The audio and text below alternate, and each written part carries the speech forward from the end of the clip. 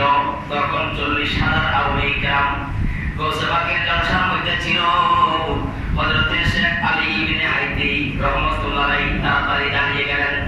দাঁড়িয়ে আমার গৌসে পাকের কদম নিজের হাতে ধরে নিজের কাঁধের উপর তুলে নিলেন।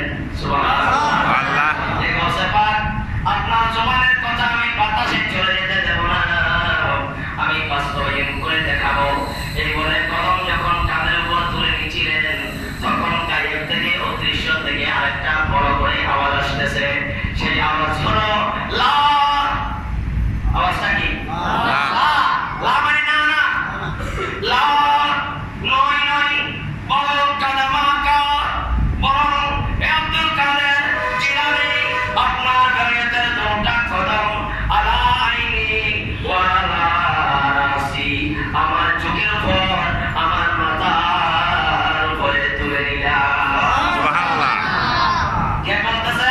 কেউ দেখতেছেন না, উদ্দেশ্য থেকে আওয়াজ আসতেছে। তখন শেখ আলী ইবনে হাইতি রাহমাতুল্লাহ আলাইহি বর্ণনা করেন, আল্লাহর ওলিরা গৌসে পাকের কাছে জানতে চাইলেন, ও গৌসে পাক আপনার এই কথা শুনে লা বলে কে ডাক দিলেন, না বলে কে ডাক দিলেন, আপনার কদমকে কার মাথায় কার চুলের উপর তুলে নিলেন? তখন গৌসে পাক বললেন, শোনো তোমরা শোনো, ইরানের সঞ্জল নামক পাহাড়ের পরে আমার বাগিনা খাজা সুলতান হিন্দ গরিব নওয়াজ খাজা মুঈনুদ্দিন হাসান সঞ্জরি রাহমাতুল্লাহ আলাইহি ডাক দিয়ে আমাকে বলেছেন, ও গৌসে পাক দুনিয়ার সমস্ত ওলিদের কাঁধের উপর আপনার কদম, কিন্তু আমি মুঈনুদ্দিন আপনার সেই কদমকে আমার মাথার উপর এবং চোখের উপরে তুলে দিলাম।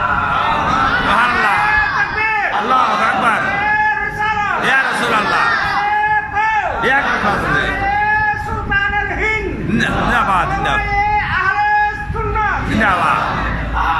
আমি বোঝাতে চেয়েছিলাম গরিব নওয়াজ সেই মহান ওলি যার কপালের মধ্যে আল্লাহর পক্ষ থেকে সার্টিফিকেট হয়েছে হাজা হাবিবুল্লাহ, আর তিনি যার কদমকে মাথার উপর তুলে নেন তিনি হলেন ইমামুল আউলিয়া আমার বসরা দস্তগীর।